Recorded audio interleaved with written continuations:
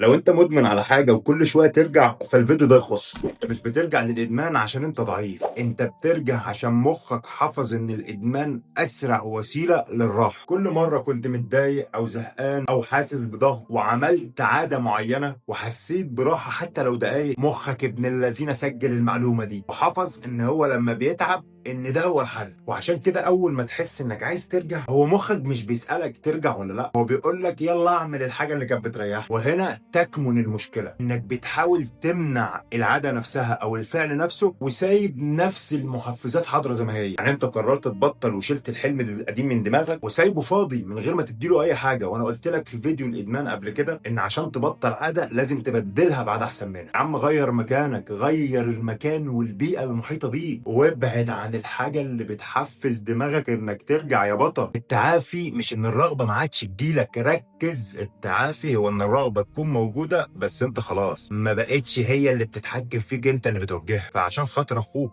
ابعد يا جدع عن الاماكن، ابعد عن الناس، ابعد عن اي حاجة هتحفزك، واقعد شوية لوحدك وهتلاقي نفسك كده